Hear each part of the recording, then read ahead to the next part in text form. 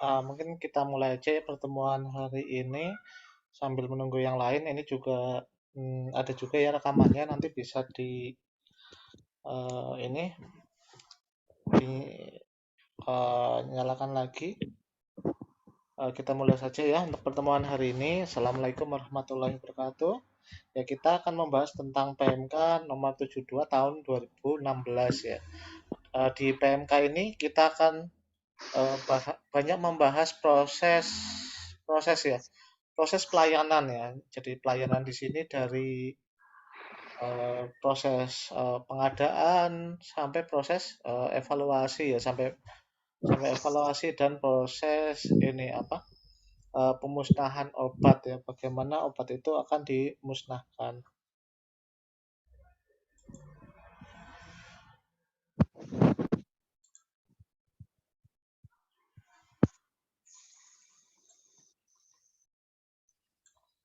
Ya, kita langsung saja buka PPT-nya ya. Untuk Kak Elisa kan sebelumnya sudah baca ya untuk PMK ini. Kira-kira apa yang bisa disimpulkan? Mungkin bisa dinyalakan mikrofonnya nggak apa-apa supaya kita bisa saling sharing loh. Jadi saya tahu mana yang belum paham atau belum dimengerti ya tentang PMK ini. Karena memang PMK dari standar pelayanan kefarmasian di rumah sakit, puskesmas itu merupakan standar-standar yang biasanya itu keluar ya. Jadi itu memang kan pekerjaan kefarmasian.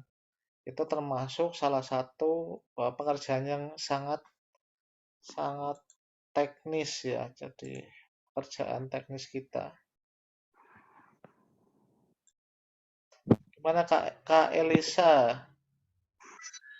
Mungkin bisa dinyalakan ini mikrofonnya ya. Ini Assalamualaikum ya, Kak. gimana Kak Elisa? Mungkin bisa dijelaskan apa yang sudah dipelajari. Ya, Kak, Kira-kira apa saja gitu yang ada di PMK ini? suara saya masuk Kak. Halo Kak.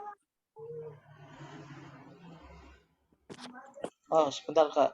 Oh, ini tetap mikrofon saya ini ya, apa speaker saya. Ya, soalnya udah masuk ya. Masuk Kak. Iya, maaf tadi ternyata di laptop saya suaranya mati.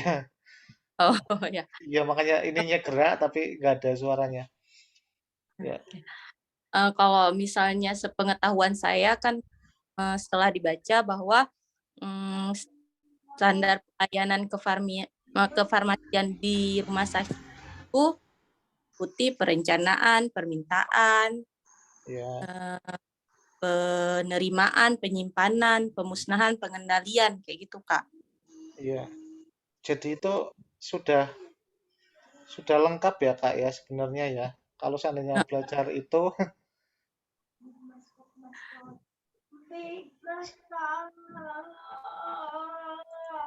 ini Kak Ini Harta, soalnya masih agak samar-samar Kak bayangannya. Nanti yang ditanyakan kayak mana gitu. iya masih agak bingung ya. Maksudnya karena materinya itu sangat banyak sekali ya. Iya, iya betul Kak. Ya, jadi intinya tuh yang mau dipelajari yang mana gitu. Ya, Ya, ya jadi sebenarnya saya langsung tak buka ini ya untuk PPT-nya ya, untuk alur pelayanan kefarmasian ya. Saya kenapa bahasnya itu di apa rumah sakit karena rumah sakit itu kan yang paling kompleks ya. Di sini sangat kompleks sekali. Eh,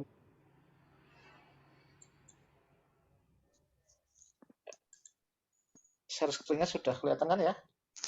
udah Kak. Ya, iya. Jadi ruang lingkup pelayanan kefarmasian ya ini ada di PMK 72 tahun 2016. Ini sangat komplit ya ini karena kegiatan farmasi itu kan ada yang sifatnya manajerial dan ada yang sifatnya klinis ya. Pelayanan farmasi klinis. Manajerial meliputi pengelolaan sediaan farmasi ya dari proses pengadaannya, alkesnya juga dan BMHP atau bahan medis habis pakai. Ya ini eh, nah ini intinya. Jadi inti dari Permenkes ini ya proses ini ya. Jadi proses adanya pemilihan ya. Pemilihan di sini mengacu pada formularium dan formularium rumah sakit. Ada dua macam yang nantinya diadopsi, tetapi yang paling utama adalah kita itu mengadopsi pada formularium rumah sakit ya. Kenapa kita mengajunya pada formularium rumah sakit? Karena di formularium rumah sakit itu sudah mencakup semuanya. Formularium rumah sakit sudah mengacu dari formularium nasional dan juga obat-obat yang ada di e-katalog ya. Mungkin kalau teman-teman di sini biasa ini ya, mungkin di gudang atau pengadaan ya, itu pastinya sudah paham. Ada namanya obat-obat yang masuk e-katalog, di mana obat itu kan harganya pasti jauh lebih murah daripada eh, di luar atau di pasaran ya. Ya, ya ini mengacunya formularium nasional dalam pemilihan obat. Nantinya ada proses perencanaan ya, perencanaan obat melalui MONEF ya. Kemudian dari adanya perencanaan ini melalui beberapa metode perencanaan ya. Sudah baca dari ringkasan yang saya bikin, pengadaan itu ada ABC Van ya. Ya apa enggak? Apa atau belum dibaca? Nggak apa-apa kalau langsung komentar, bisa dinyalakan mikrofonnya nggak apa-apa. Ya jadi ada di proses perencanaan ini melalui metode berbagai metode ya. Ya ini Kak Nurul ya sudah baca. Ada metode ABC dan Venn. ABC itu berdasarkan pemakaian yang paling banyak muncul ya, contohnya kayak kayak ini apa, yang nilainya itu mencapai 70% A, itu kriteria A itu mencapai 70% dari eh, biaya ya, biaya yang ada di rumah sakit. Kalau B nanti semakin kecil, C semakin kecil ya. Itu ABC ya. Itu jadi A itu obat-obat yang banyak menghabiskan anggaran, B itu lebih sedikit, C lebih sedikit. Uh, ini ya, tunda dulu ya, sedang azan.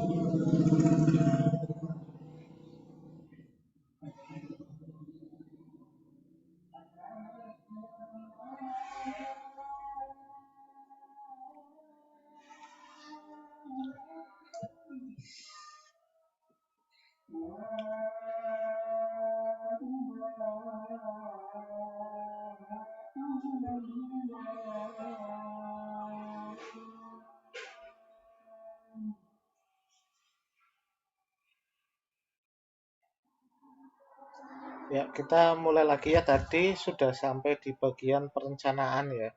Jadi kalau yang perencanaan itu atau biasanya pakai analisa ABC ya atau Pareto. Kalau yang A itu kan 70% dari eh, apa pengeluaran ya, pengeluaran atau anggaran yang dipakai. Kalau B itu 20%, kalau C itu 10%. Kemudian ada yang namanya, nah itu terkait eh, anggarannya ya, anggaran yang dihabiskan ya untuk proses pengadaan. Kemudian ada namanya analisa VAN ya. VAN itu kan vital, esensial, dan non esensial. Vital itu yang sifatnya itu life saving ya. Kalau kakak-kakak di sini yang biasa mungkin kerja di rumah sakit itu kan ada namanya troli emergency ya. Ada troli emergency. Nah, di situ kan ada kalau troli yang bagian atas itu ada yang warnanya merah. Nah, itu kan khusus obat-obat emergency. Nantinya kalau seandainya soal ini keluar ya, contoh gini, kalau yang keluar paling sederhana aja, contoh obat-obat yang emergency seperti adrenalin ya, norepinefrin, dopamin, doputamin ya, itu kan obat-obat atau obat-obat yang masuk kategori emergency. Mungkin kalau untuk mempermudah, kakak bisa ke troli emergency di rumah sakit lain-lain, kakak-kakak semua yang di garis merah itu kan obat-obat yang emergency ya, yang di wadah merah. Nah, itu bisa dihafalkan saja obat-obat itu. Rata-rata untuk obat-obat jantung ya, untuk obat-obat life saving. Selain itu juga kayak aminofilin itu juga masuk life saving ya. Aminofilin yang injeksi ya. Jadi hampir semua obat-obat life saving itu injeksi. Kalau nantinya muncul di soal, eh, pola pikirnya kayak gini. Kalau ada tabletan dan injeksi, pasti kalau ada tablet itu bukan vital. Cara berpikirnya seperti itu. Kalau injeksi pasti kemungkinan besar vital yang tergolong vital.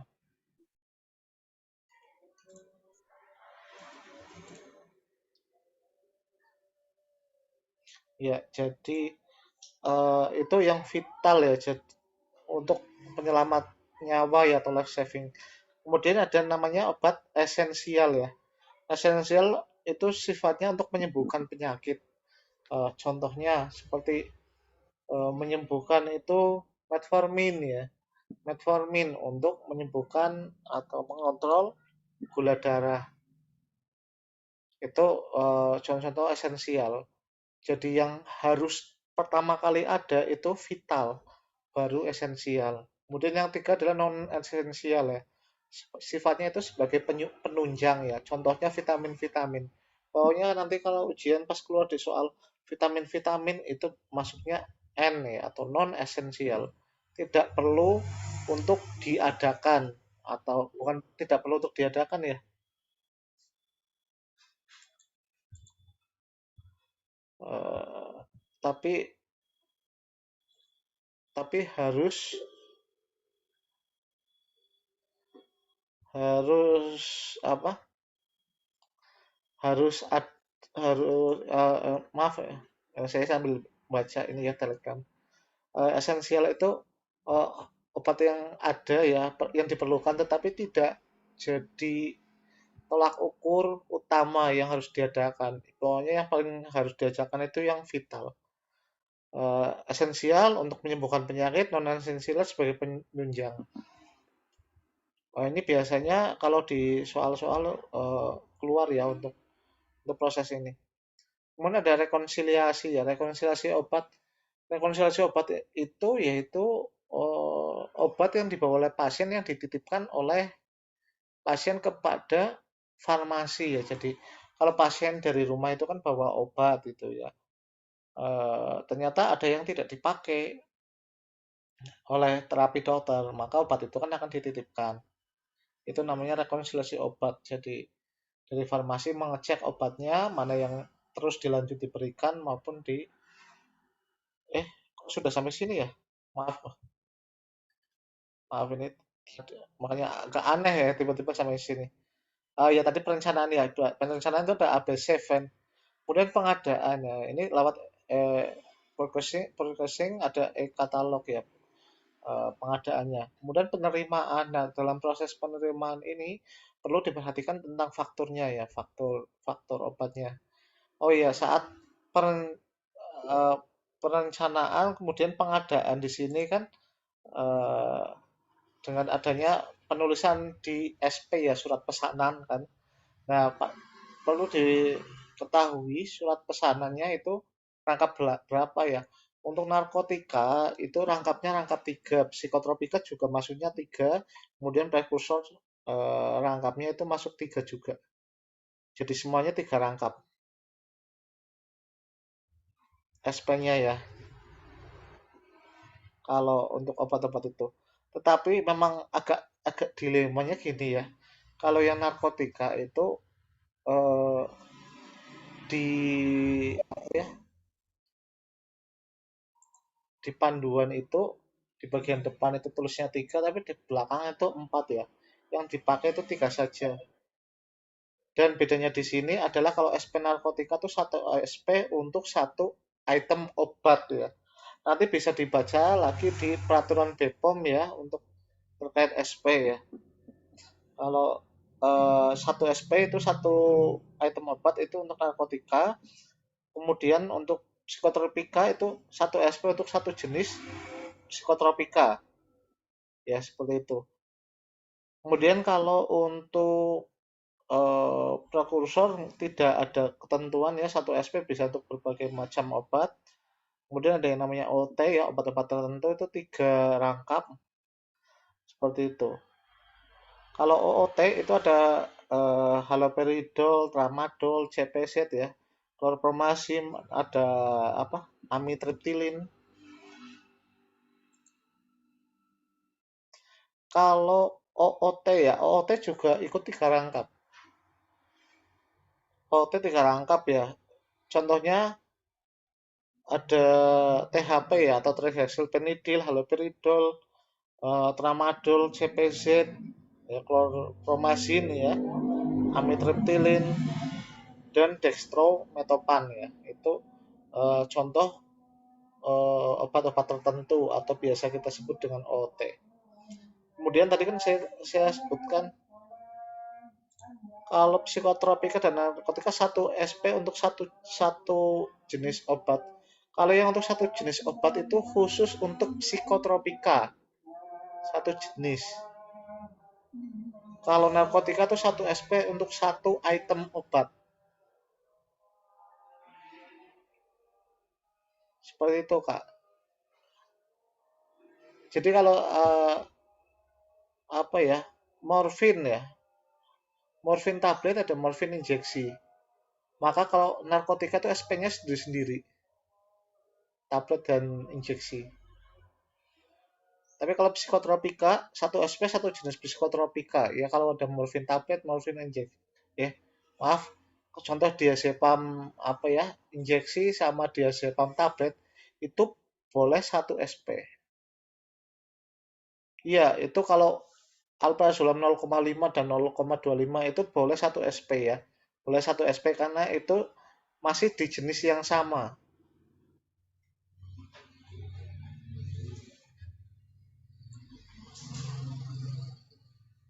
Kalau narkotika itemnya sama, dosisnya beda, SP-nya dipisah ya, tetap dipisah. Karena narkotika itu harus apa ya tersendiri memang.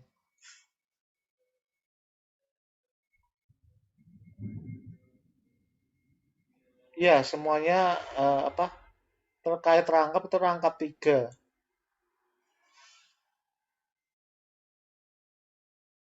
Karena satunya itu hitungannya tuh buat arsip ya kalau untuk apa SP narkotika ya.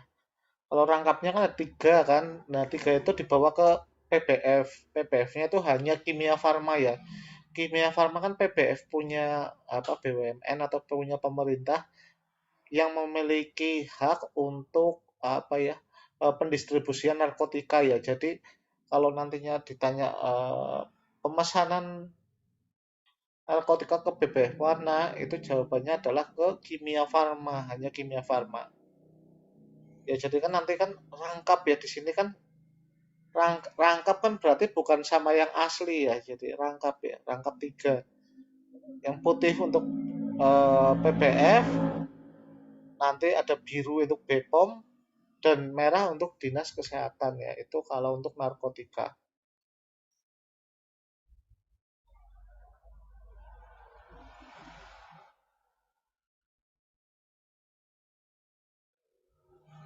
Ya, kalau di rangkuman saya kan tertulis memang rangkap 4 ya. Terus rangkap 4. Karena itu ada dua versi. Dua versi kalau kalian buka di peraturan BPOM ada di depan itu menyebutkan 3, di belakang di lampirannya itu menyebutkan ada 4. Seperti itu. Ada dua versi. Karena menyebutkannya hanya rangkapnya, maka pakainya rangkap 3. Seperti itu. Kemudian ada apa ya? Obat tadi kan narkotika ya. Narkotika yang golongan pertama pasti hanya untuk penelitian saja ya, tidak untuk apa digunakan untuk pasien. Yang murni ya, jadi kayak heroin ya itu murni. Yang kedua ada fentanyl ya, fentanyl, morfin itu masuk golongan kedua. Kemudian kalau psikotropika pakainya 3. Yang benar itu pakainya 3 rangkap.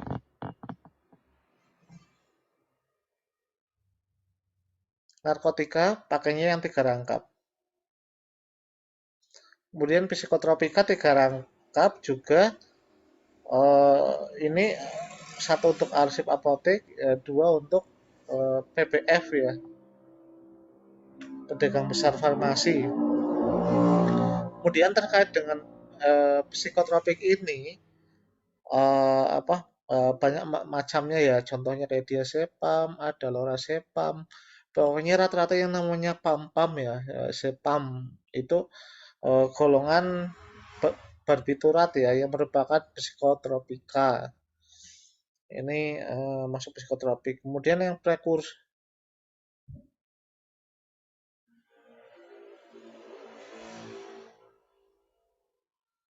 yang keempat bukan untuk berita acara pemusnahan, Kak.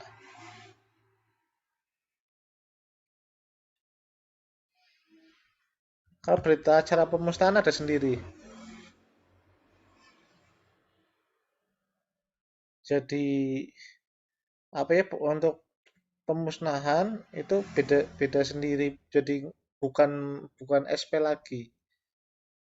Kalau ini kan kita bahas tentang apa eh, pengadaan ya, pengadaan narkotika psikotropika. Jadi kalau itu bukan. Kemudian prekursor ya, prekursor ini ada untuk yang produk kayak Tremensa itu ada yang mengandung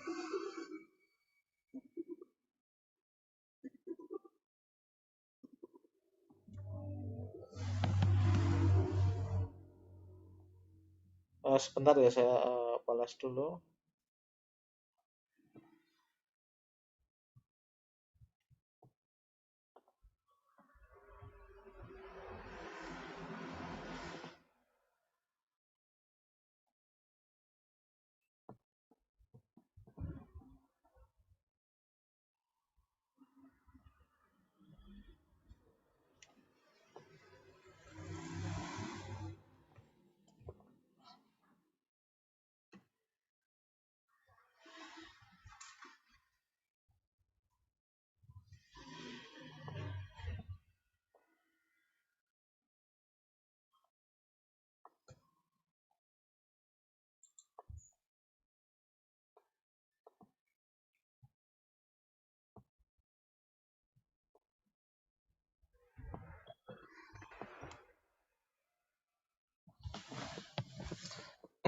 Tadi sampai mana ya?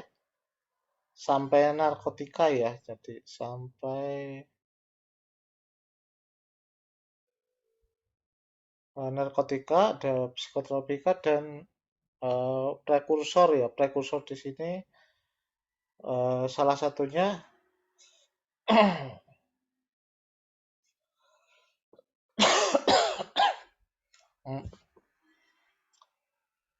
yang prekursor apa ya tadi ya?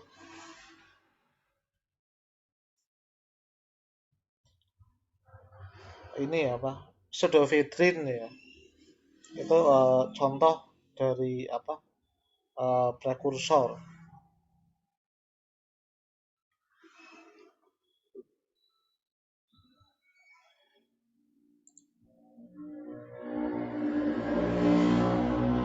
Ya, setelah prekursor ini udah ya untuk pengadaan, kemudian penerimaan ya, penerimaan barang perlu adanya checking ya untuk checking, kemudian nantinya ada perlu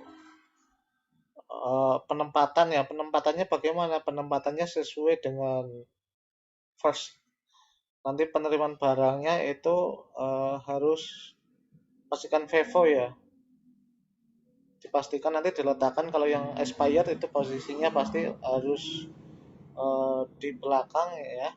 Maaf, yang mendekati expired itu posisinya di depan, kalau yang expirednya lama itu di belakang. Penerimaan kemudian di situ kan dilakukan pengecekan ya, pengecekan obatnya, kemudian disimpan mengikuti suhu ya aturannya. Penyimpanannya bagaimana? Penyimpanannya contohnya obat-obat yang tidak tahan panas ya disimpan di kulkas ya. Suhunya berapa? Rentang 2 sampai 8 derajat Celcius. Kalau obat yang tahan panas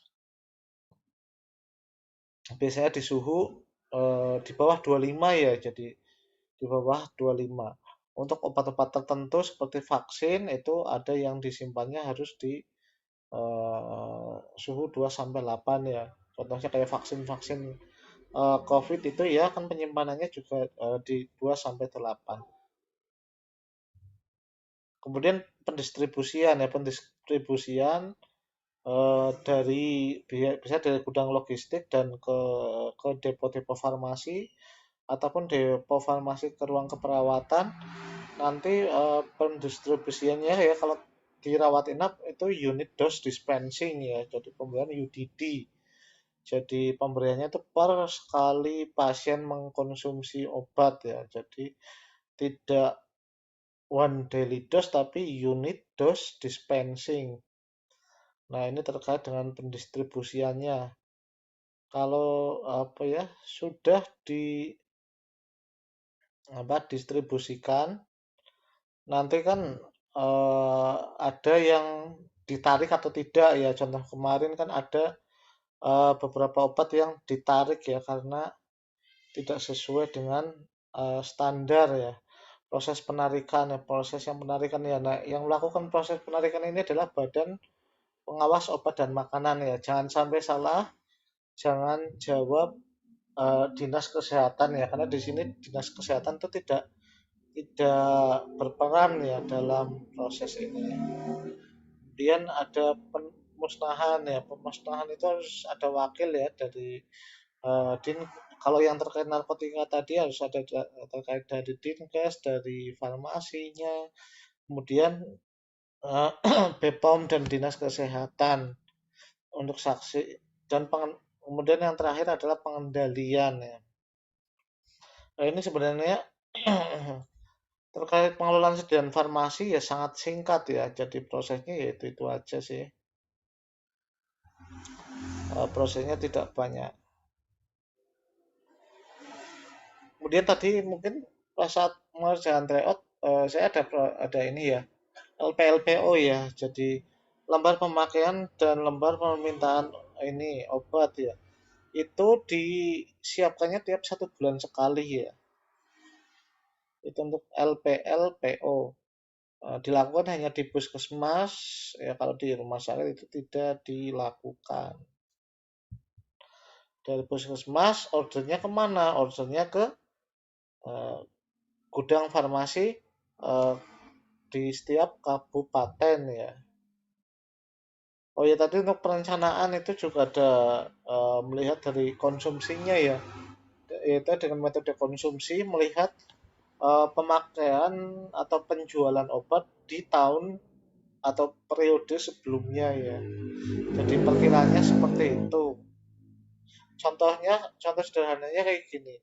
Kalau seandainya mulai masuk musim penghujan, maka anti bisa ular atau abu itu ordernya lebih banyak daripada selain itu. Kenapa? Karena anti bisa ular itu apa ya? eh, Rata-rata dipakainya itu saat kondisi banyak ular ya. Jadi telur-telur ular menetas itu kan di musim penghujan ya. Jadi perlu diingat telur ular menetas kan musim penghujan. Jadi kalau musim penghujan pasti akan banyak ular ya. Jadi kasus orang yang tergigit ular itu lebih lebih banyak. Nah, saat kondisi itulah maka perlu pengadaan anti bisa ular yang jumlahnya lebih banyak daripada musim kemarau. Kemudian ada metode morbiditas ya. Ini berdasarkan kejadian penyakit atau standar terapinya. Ya kasusnya sedang tinggi atau rendah ya. Ini morbiditasnya bagaimana ya. Contohnya gini, angka kesakitan ya. Pemakaian remdesivir ya. Remdesivir itu kan obat untuk COVID ya. Menurut Protap itu pemberiannya itu 6 vial selama satu periode mondok. Kalau lebih parah lagi bisa sampai 10 maaf sampai 11 vial. Ya, jadi eh, ini berdasarkan morbiditasnya sudah ada aturannya kalau ini harus berapa berapanya.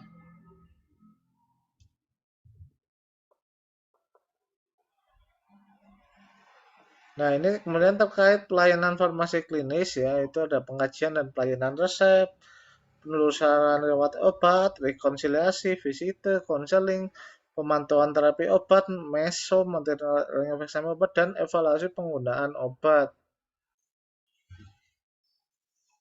Ya, ini berdasarkan standar itu eh, di RS itu adalah 65% ya, jadi melaksanakan kegiatan ini. Nah, ini tadi yang saya jelaskan ya terkait dengan pemilihan ya, melihat dari formularium ya, formularium rumah sakitnya dan standar pedoman diagnosa dan terapi. Itu.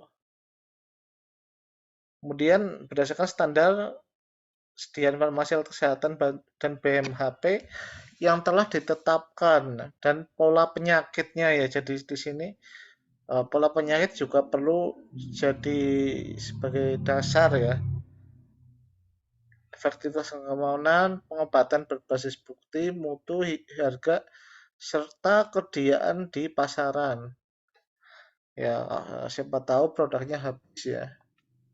Kemudian perencanaan di sini ada pedoman perencanaan harus mempertimbangkan anggarannya berapa ya, anggaran rumah sakitnya berapa, kemudian yang prioritasnya mana.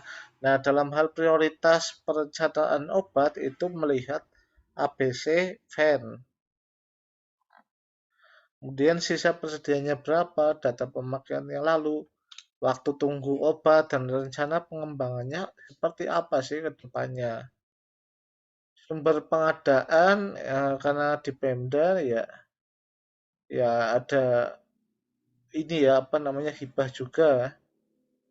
Kemudian sumber pengadaan yang lain yaitu produksi, sediaan farmasi, pembelian dan adanya hibah. Nah, ini yang perlu diperhatikan dalam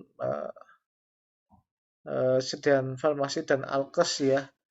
Jadi bahan baku obat harus disertai sertifikat analisisnya. Perlu diingat harus ada sertifikat analisis untuk bahan baku obat ya. Harus ada standarnya. Kemudian untuk bahan berbahaya harus menyertakan material safety datasheet. Ya, ini penting ya. Sediaan farmasi harus punya nomor izin edarnya. Kemudian masa kadaluarsa minimal 2 tahun kecuali untuk sediaan farmasi, alkes, dan BMHP ya.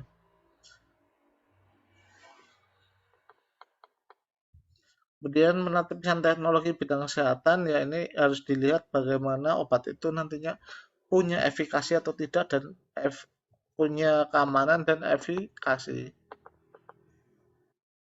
Ya ini supply chain management ya, melindungi rantai distribusi, pengadaan pengadaan alat kesehatan, BMHP dan obat-obat yang beresiko ya ini supply chain management ya termasuk juga dengan vaksin ya. Makanya vaksin walaupun yang menyuntikkan bukan farmasi, tetapi farmasi ikutan eh, apa bertanggung jawab.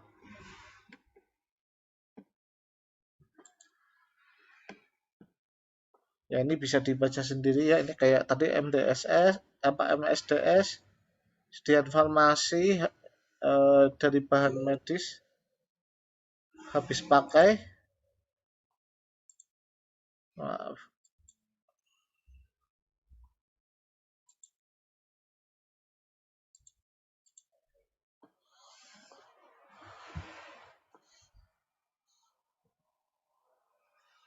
Nah, kemudian dalam proses penerimaan ya tadi sudah ya dalam nah ini dalam apa bahan berbahaya harus menyertakan material safety data sheet ya.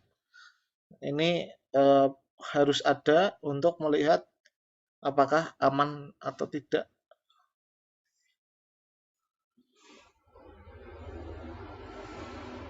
Kemudian dalam proses pedoman dalam penerimaan obat itu kita harus memastikan adanya sertifikat analisis ya.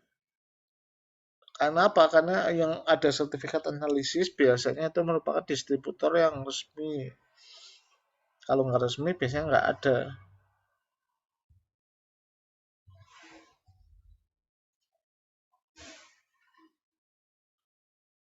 Khusus untuk vaksin dan enzim disimpannya di cool box ya. Jadi pastikan suhunya itu benar.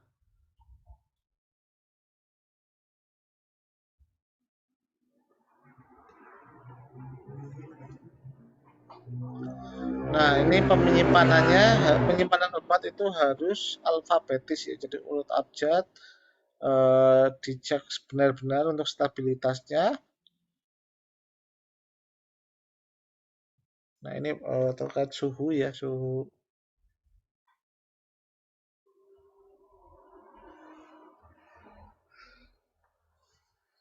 Ya, ini sediaan farmasi, alkes harus disimpan terpisah ya. Jadi untuk bahan-bahan yang mudah terbakar, gas medis. Ya kalau gas medis pastinya harus kan pastinya ditabung ya, harus terpisah dari pelayanan kesehatan. Kemudian hack alert ya harus ada tandanya ya, logo stiker warna merah. Nah ini contoh untuk B3 ya bahan berbahaya dan beracun ya, harus selalu ada logonya.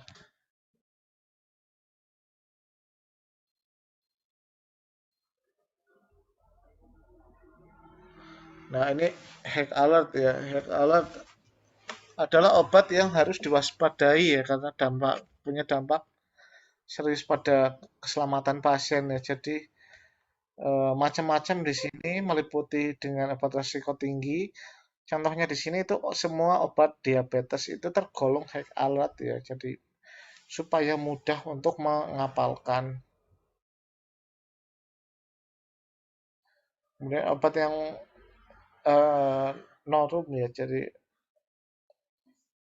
nama obat rupa apa dan nama obat rupa dan ucapannya mirip ya. Kalau bisa disimpulkan ini obat yang sediaannya itu mirip atau disebutnya mirip ya atau lasa look alike sound alike.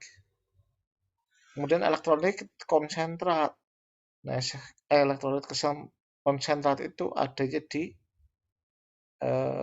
bumur ini apa,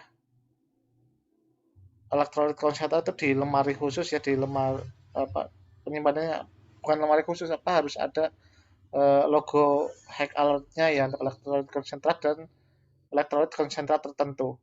Contohnya yang konsentrasi sampai 50 yaitu hidrogen peroksida ya, biasanya dipakai untuk apa, proses debridement. Ini obat resiko tinggi, insulin ya, heparin, kemoterapeutik, ya, ini obat untuk pembekuan darah lah.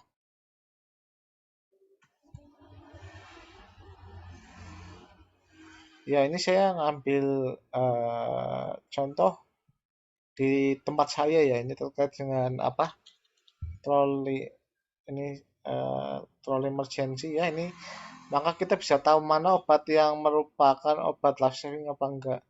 Ya contohnya di sini ada magnesium sulfat, glukonas. Itu kan obat-obat yang apa, perlu diwaspadai ya. Dari resiko kesalahan obat bisa karena macam-macam ya di sini ya, bisa kecurian dan sebagainya. Ya ini penyimpanan, kemudian nutrisi parenteral ya. Jadi nutrisi parenteral itu disimpannya itu terpisah dengan obat-obat yang lain.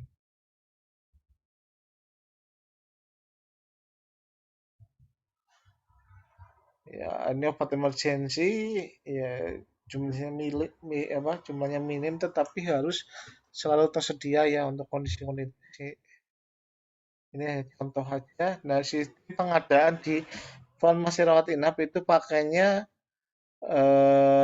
ini ya UDD ya, unit dose dispensing. Kalau di GD rata-rata menggunakan metode standing order.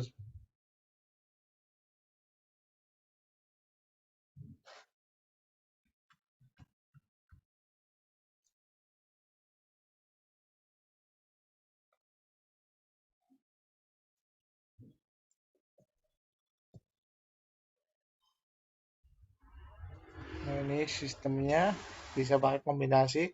Kalau yang posisi di GD biasanya biasanya pakai standing order ya. Jadi kalau permintaan itu langsung diucapkan langsung ya.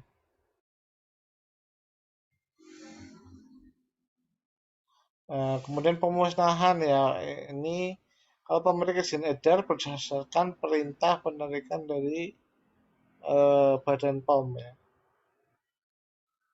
Penarikan alkes ini juga dilakukan oleh BPOM.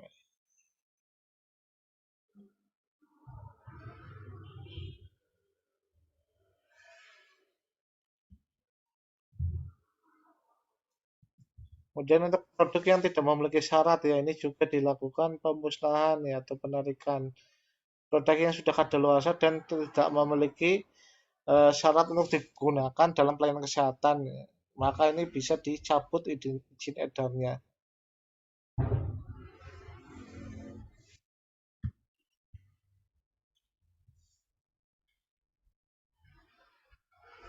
Ya, ini registrasi pelayanan farmasi klinis. Nah, ini yang berhak adalah membuka resep ya, hanya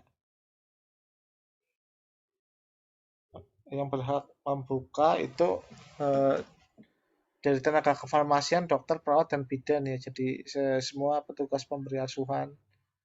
Nah, ini sedikit tentang BUD ya. BUD itu kan waktu untuk menggunakan antibiotika dan seluing mas. Apa? BUD ya, ini BUD batas penggunaan obat yang sudah dibuka ya. Jadi setelah dibuka atau obat yang sudah dilakukan pencampuran atau peracikan ya. Kalau ED itu batas waktu obat itu tidak bisa digunakan berdasarkan penilaian dari perusahaan ya. Jaminannya itu dari perusahaan, kalau BUD enggak. Ya kalau ED jaminan sebelum tanggal tersebut maka masih bisa digunakan jika penyimpanannya itu sesuai.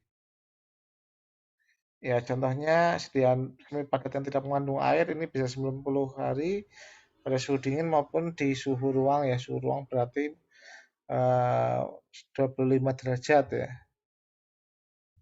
Nah, ini kan karena eh, dari informasi biasanya terkendala karena apa BUD tidak ada di kemasan ya, tidak dicantumkan.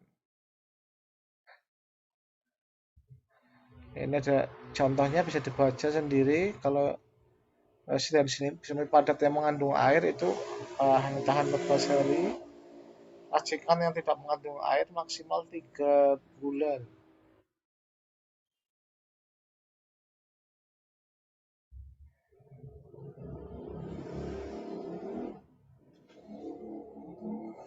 Jadi rekonsiliasi obat, terus mitigation error,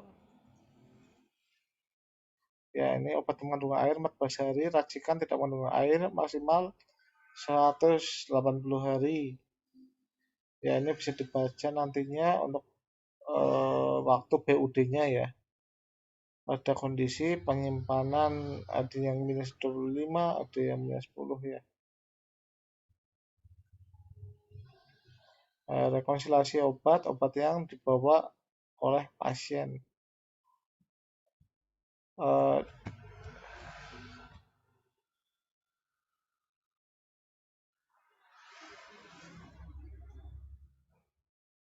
Kalau pemusnahan sitostatika gimana? Misal obatnya ED atau obat sisa ya.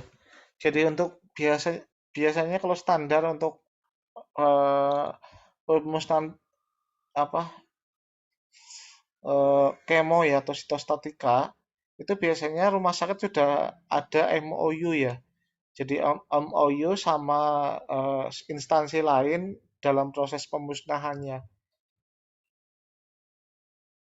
Jadi pemusnahannya itu tidak dilakukan langsung langsung oleh ini oleh farmasi terkait dengan pemusnahan sitostatika. Ya, jadi berbeda dengan obat-obat yang lain ya untuk khusus khusus ini untuk ini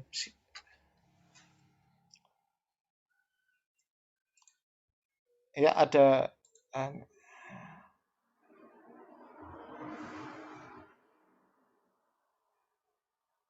trik hafalin untuk imunisasi dan usianya. Ini sudah punya anak belum?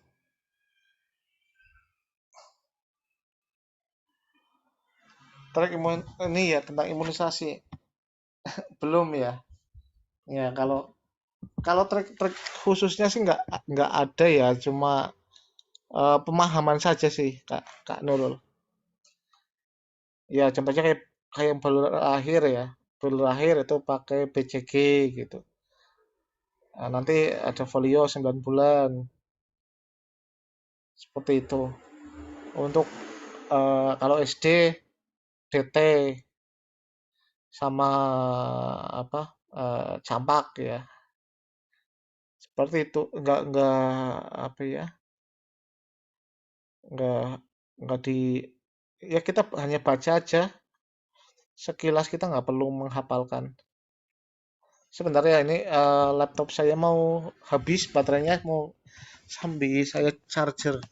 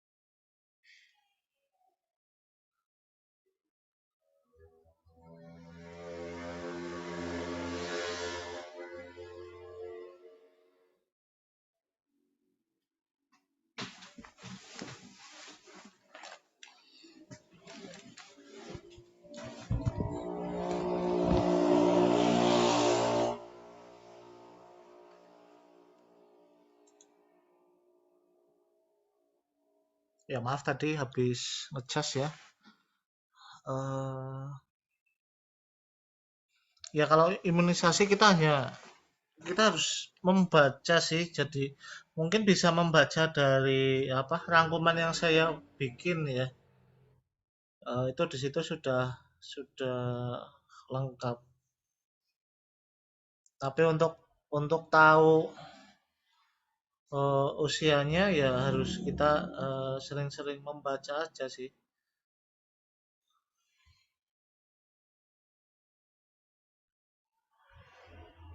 Kayaknya saya waktu itu pernah bikin yang mana ya? Saya bentar sambil baca.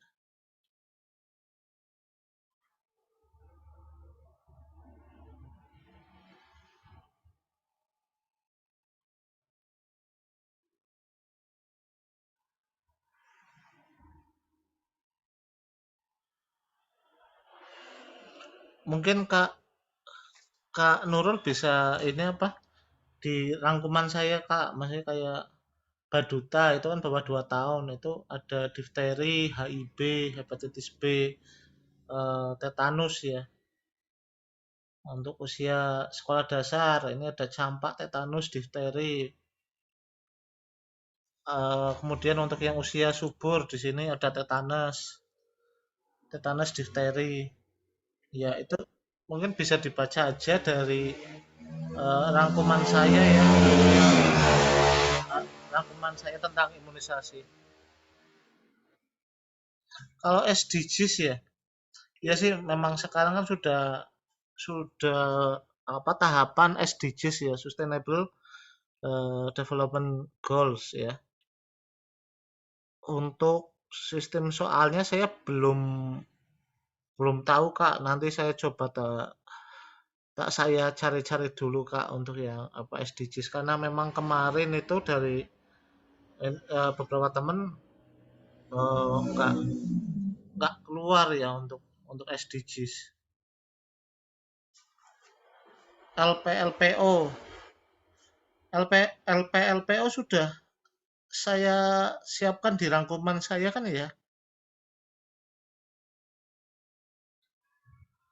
Bentar, untuk penghitungannya.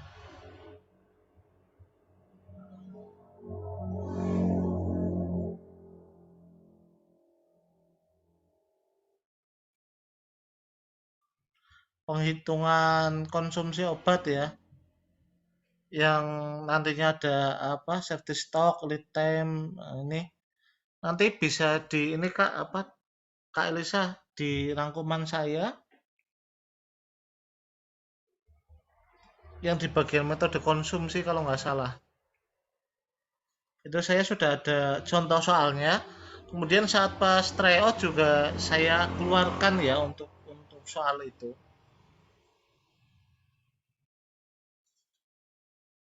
Yang perlu diingat eh, untuk menghitung safety stock ya, itu lead time-nya per jumlah hari ya Kak. Harinya per bulan karena kadang menjebak juga kalau harinya itu kadang berbeda. Ada yang 28 hari, ada 29 atau 30 ya. Jadi tidak semuanya itu jumlah harinya itu 30. Itu kadang jebakannya itu di situ.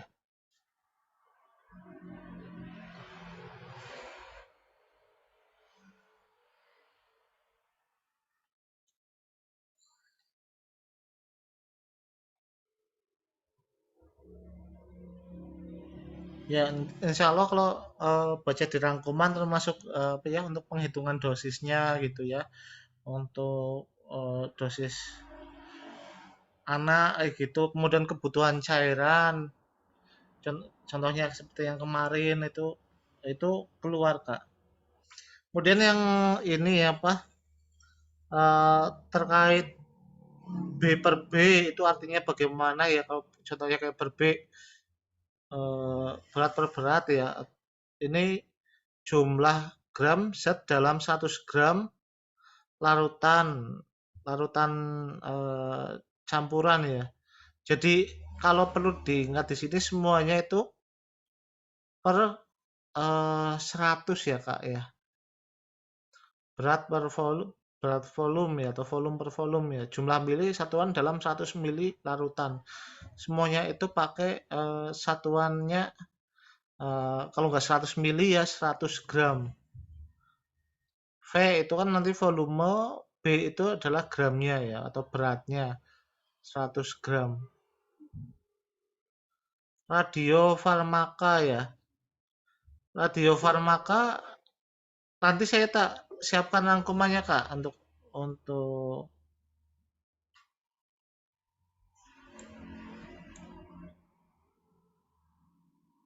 radiofarmaka itu hafalan sih Kak.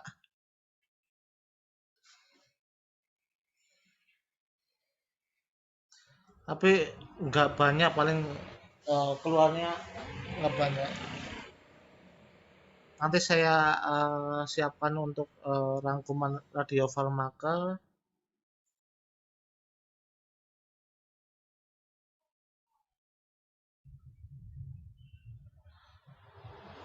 PMK.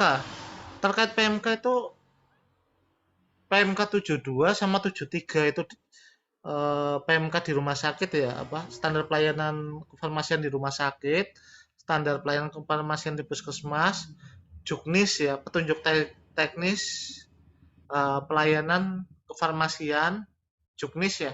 Itu sudah saya share semua terkait dengan materinya. Kemudian eh, per BPOM ya, kalau nggak salah nomor 2 kan urutan itu ya, nomor 234 apa 123 gitu ya. eh, Termasuk narkotika, psikotropika dan obat-obat tertentu sama SP, kemudian pemusnahan ya pakai insenerator gitu. Pemusnahan contohnya kayak pemusnahan antibiotik ya harus dibuka dulu wadahnya, kemudian berapa saksi saksi dalam pemusnahan. Nah, itu kan semuanya ada di Perbepom, Peraturan Badan eh, Pengawas Obat dan Makanan.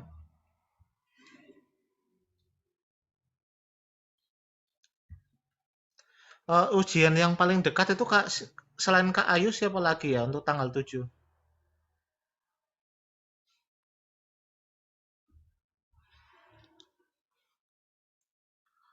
Ujiannya kapan nih? Ada yang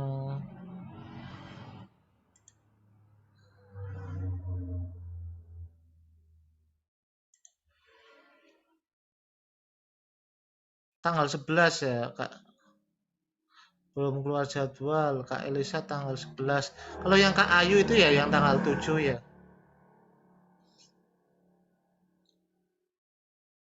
Belum keluar jadwal. Kalau nggak salah Kak Ayu ya itu yang di grup itu komentar tanggal 7. Ya nantinya gini aja kita tiap hari kita eh, pertemuan ya untuk update-update soal, karena memang soal yang ada di P3K itu kan semuanya soalnya ngacak ya Kak. Jadi nomor satu pertanyaan dan jawabannya diacak oleh sistem. Nanti saya coba tak matikan dulu sistem acakannya supaya kita belajar dari apa persoalnya. Termasuk penghitungan ya.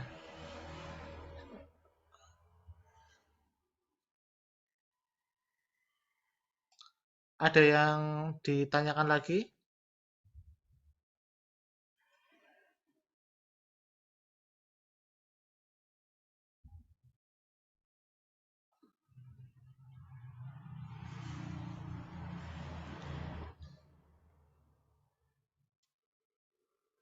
Oh iya, sekal ini ya Pak, ya, obat TB, HIV sama hepatitis ya. Juknisnya sudah ada, sudah saya ini kan. Kalau nggak salah kemarin kan saya ngasih soal ini ya apa obat-obatan lamivudin ya untuk obat entecavir ya. Ini ya entecavir itu juga salah satu obat untuk hepatitis ya memang.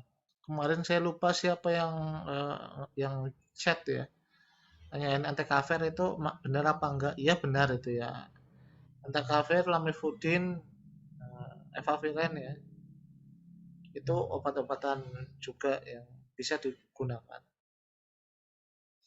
Jadi tenang aja, nggak akan terlalu mendalam ya, hanya sebutkan contohnya saja. Dan itu bukan obat-obatan yang jarang kita dengar ya. Mungkin ada teman kita yang ujian itu lihat di apa soalnya itu berdasarkan apa ya kalau ASN itu kan ada penilaian kinerja ya.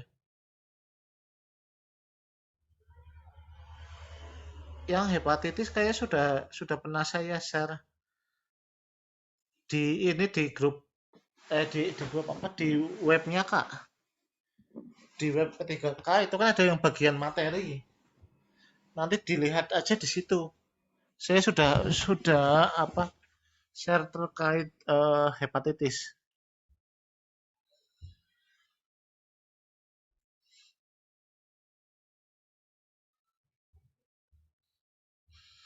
Kemudian terkait obat-obat pereda nyeri ya, saya kan juga pernah share juga atau saya pernah bilang kayak asam efenamat, ibuprofen, kapan penggunaannya, meloxicam itu untuk kondisi apa? Ya contohnya kayak meloxicam itu untuk tulang ya. Jadi meloxicam itu untuk kondisi tulang. Pemberiannya bagaimana? Dia harus ada pelindung lambungnya karena sangat mengiritasi atau mengerosi saluran cerna. Itu contohnya seperti itu.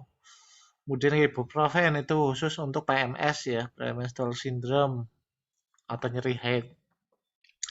Paracetamol lah itu yang paling aman ya, paling aman untuk pasien yang memiliki gangguan lambung maupun pada gangguan pencerna. Maaf, gangguan lambung dan gangguan hati ya. Kenapa? Karena dosis maksimalnya kan sampai 4 gram ya, beda dengan pereda nyeri yang lain. Kemudian untuk kasus kasus anak bayi HIV yaitu kan Sidofudin itu soal-soal yang keluar.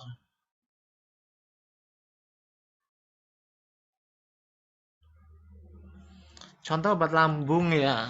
Obat lambung masih bingung untuk obat TB.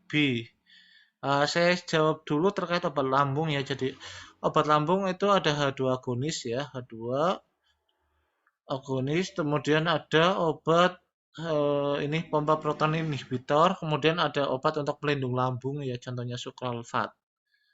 Nah, di sini sifatnya tuh berbeda kalau H2 agonis itu seperti ranitidin ya. Kalau dulu ada namanya cimetidin. Tapi sekarang adanya hanya ranitidin. Ranitidin itu fungsinya menghambat produksi asam lambung ya. Jadi asam lambungnya itu dihambat dalam proses penghambatan di situ. Kemudian ada pompa proton inhibitor atau PPI. Nah, ini kerjanya bagaimana? Kerjanya itu menghambat pada reseptornya. Kalau menghambat reseptor kan berarti lebih sensitif lagi kan, lebih bagus. Jadi obatan-obatan yang bagus itu adalah yang menghambat di reseptor itu. Ada hyosin nggak bisa untuk PMS. Hyosin nggak masuk. Hyosin itu untuk kolik ya.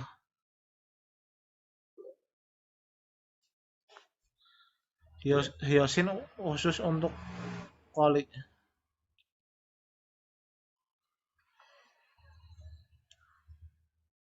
Kemudian tadi ya terkait mana yang dipilih kalau seandainya eh, kondisi kasus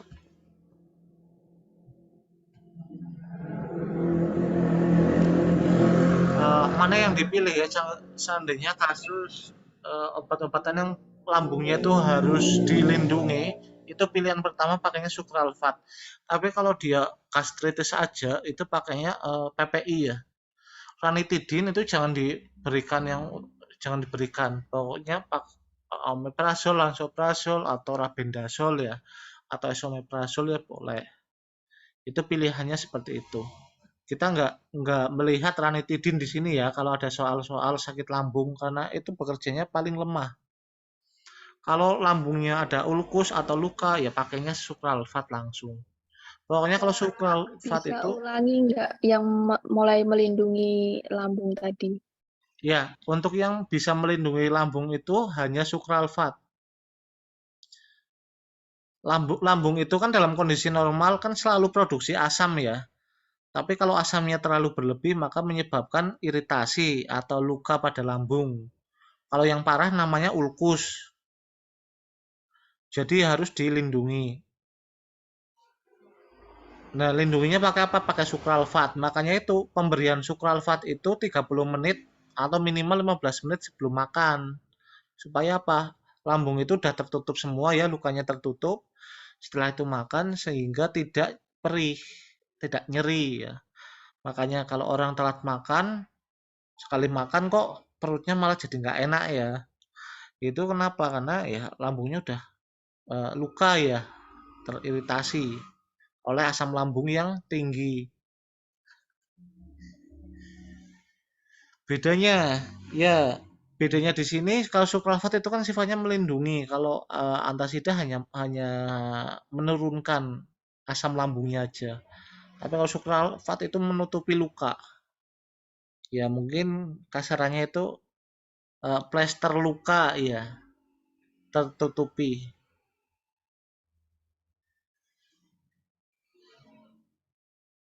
Jadi pilihan utama ada luka di ulkus atau luka di lambung, pakainya sukralfat. Jangan omeprazol, jangan antasida. Oh ya, kemudian antasida itu berbahaya juga pada orang yang mengalami gangguan ginjal ya. Perlu diingat. Makanya itu saya bilang jawaban paling aman kalau ada orang asam lambungnya naik itu pakai omeprazol, lansoprazol. Karena itu nggak pengaruh pada ginjal. Kalau antasida itu berpengaruh pada ginjal. Banyak yang berpengaruh pada ginjal. Contohnya kayak antibiotik gentamisin, yaitu ginjal. Tapi tersedia omeprazol dan langsung. Itu bagaimana maksudnya Kak? Kak Esti?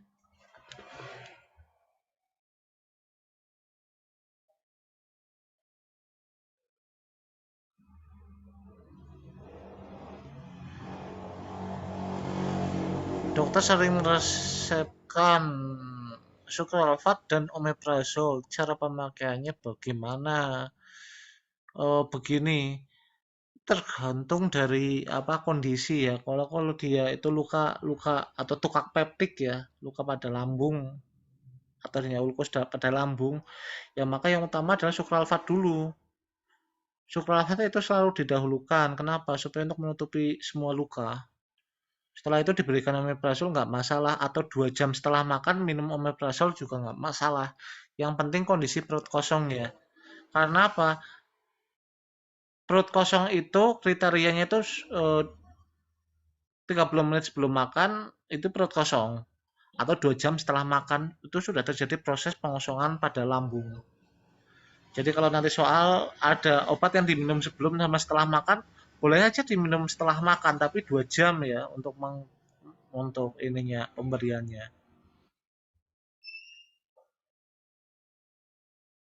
Gitu. Ada yang ditanyakan lagi?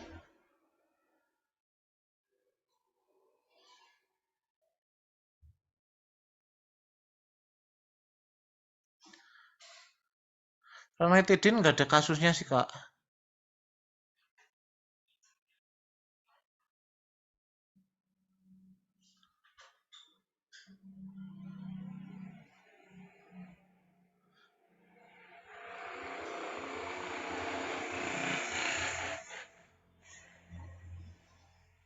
Kalau pemberiannya itu sukralfat dulu, karena untuk menutup lukanya.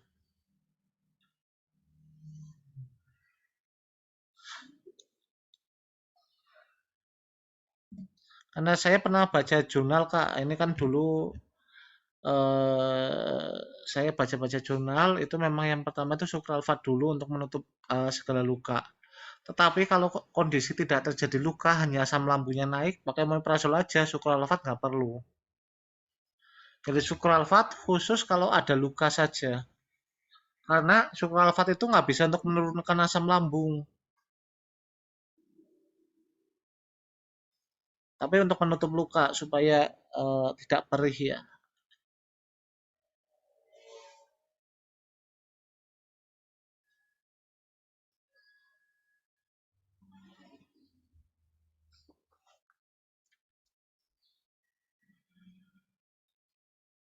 Ya ada yang ini ditanyakan lagi.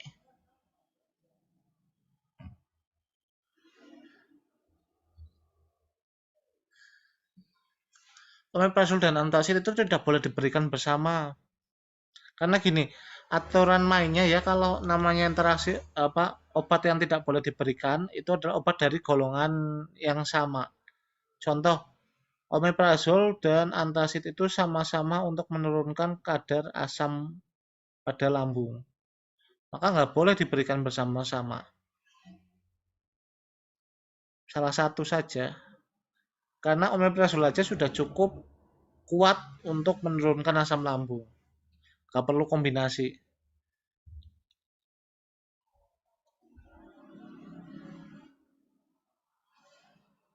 Ya, jadi pemberian itu nggak perlu kombinasi karena omeprazol saja.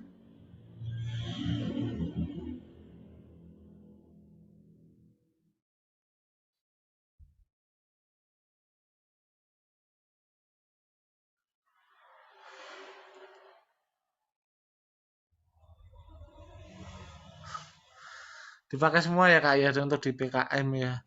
Iya memang nggak diperbolehkan sebenarnya. Ya karena kan pemahaman dokter itu kan berbeda-beda ya. Kalau puskesmas itu kan dokter umum. Kalau di rumah sakit itu kan ya mungkin kalau tipe B tipe A itu kan spesialis penyakit dalam ya. Ya pemahamannya beda jadi ya mikirnya ya supaya dua-duanya dikasih saja. Kadang kan gini, resikonya pasien itu punya gangguan pada ginjal enggak? Punya batu ginjal apa enggak? Riwayat batu ginjal. Karena kalau antasida itu pemakaian yang sangat sering itu mudah sekali untuk terjadi pembentukan batu ginjal.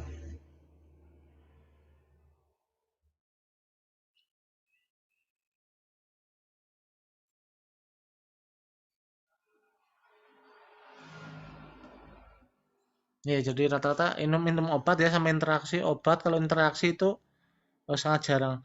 Kemudian tadi ada yang menanyakan untuk obat TBC kenapa ya? Yang ditanyakan kenapa? Pakai rumus saja 2HRZE, 4HR. Itu kan pemberiannya ada dua macam nih, apa intensif dan lanjutan.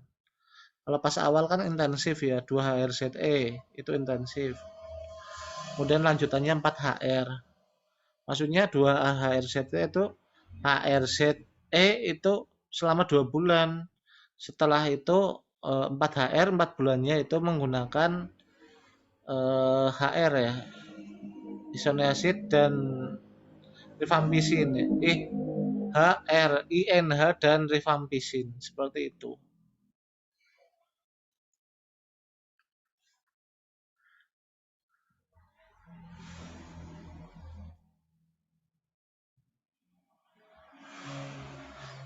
Kalau apa ya pengalaman saya dulu gini, saya yang penting bagaimana bisa membaca semua standar. Tapi memang benar ya dari standar itu keluar semua kak.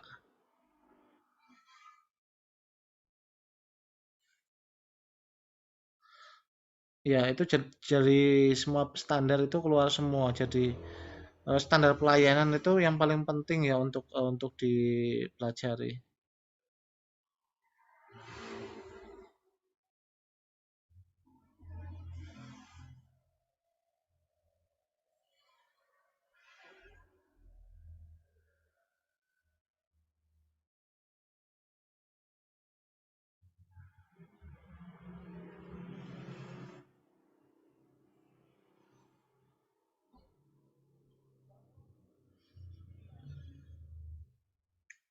Ada lagi yang ditanyakan?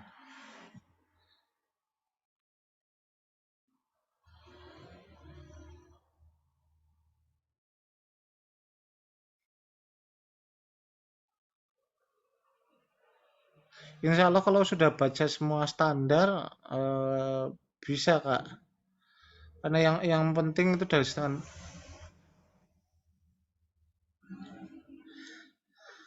Ya kalau bisa cuti Kak. Masih punya cuti enggak? Pengalaman saya itu menggunakan cutinya sih.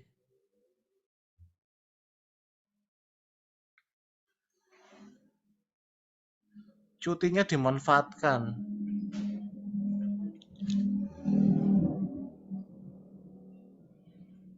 Oh, sendiri ya.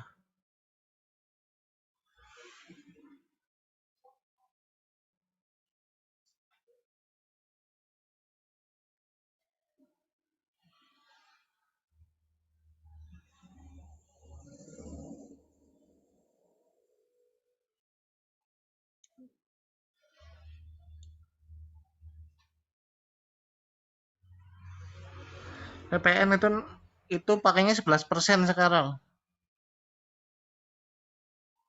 Enggak 10% lagi. Jadi ngitungnya tuh lumayan susah ya angkanya. Tetapi kita sesuaikan saja dengan soal ya. Kalau di soal itu disebutkan 10% ya berarti 10%.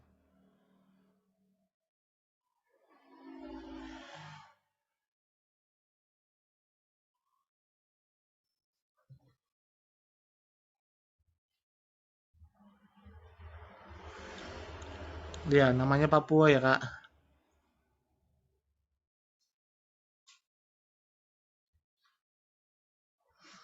Kalau anak itu pakainya Sidofudin. Tulisannya ini. Saya ketikkan Sidofudin.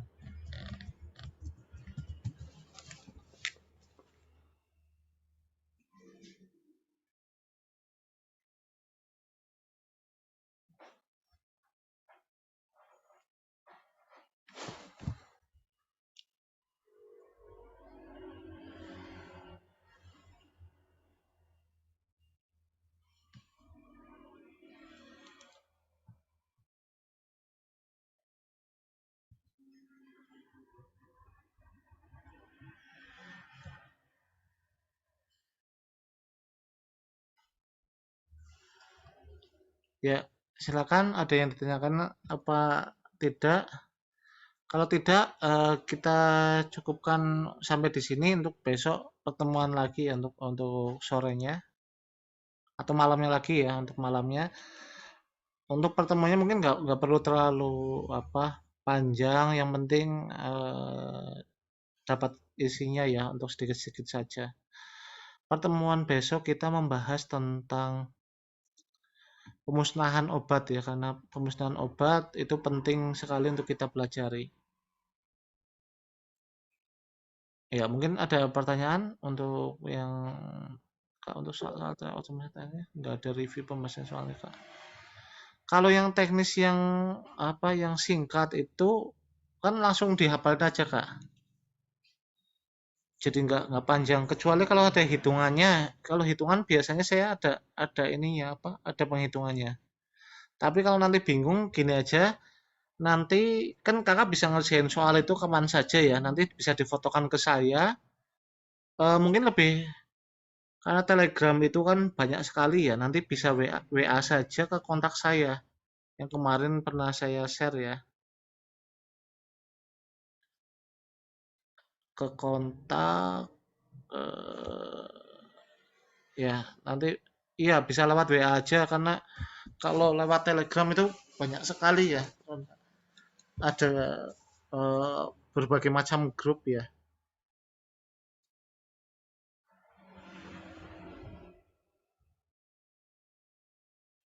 Iya, karena Telegramnya banyak sekali. Kadang saya udah terbaca sekilas sudah dibalas atau belum saya kurang paham ya. Mungkin nanti bisa WA aja ke kontak saya.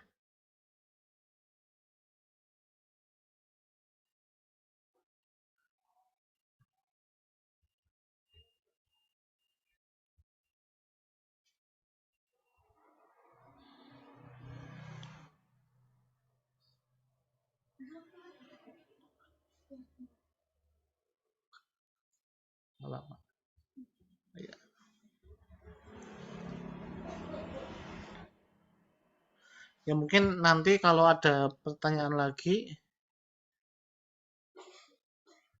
Kak, D4T dalam HIV kayaknya CD4 itu, Kak.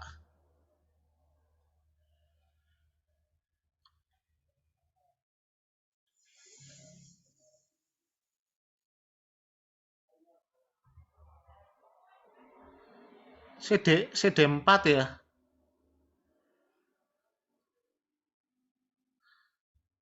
Bukan bukan DT4 tapi CD4 kemungkinan, Kak.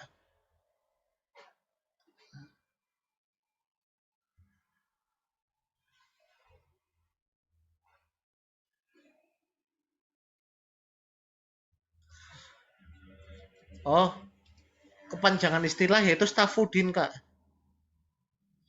D4T itu Stafudin.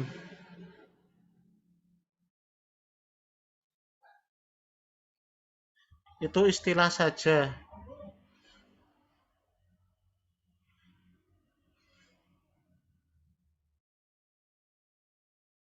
D4T lami apa Stafudin. Kalau apa Lamivudin tuh beda lagi kodenya. Jadi itu apa ya? Kode dari obat. Kalau 3TC ya, 3TC itu Lamivudin. Kalau D4T itu Stafudin. Itu semua ada di apa standar pelayanan HIV. Biasanya HIV itu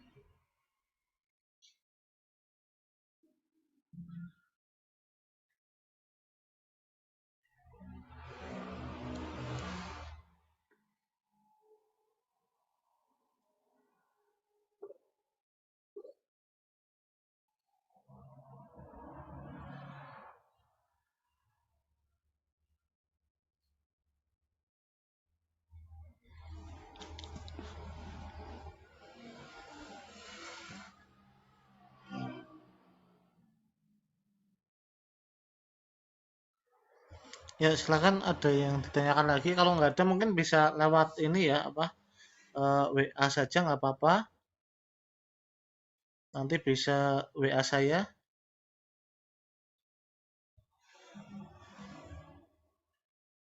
Ya kita tutup ya untuk pertemuan hari ini.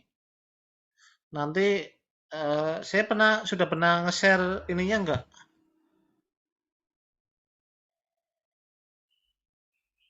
Sudah sudah pernah nge-share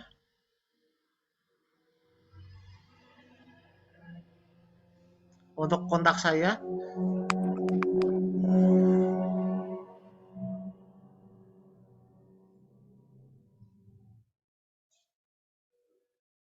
Nanti kontak saya aja di 085626900276 ya. Itu kontak saya ada kalau mau telepon ke M3 itu nanti bisa hubungi itu. Ya, nanti kalau butuh apa-apa nanti bisa telepon saja atau WA nggak apa-apa. Lebih fast respon ya. Ya untuk pertemuan hari ini kita cukupkan sampai di sini.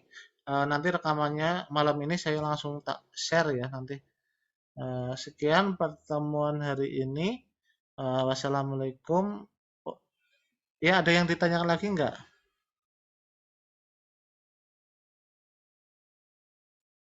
Ya, kalau nggak ada, saya cukupkan ya untuk pertemuan hari ini. Wassalamualaikum warahmatullahi wabarakatuh.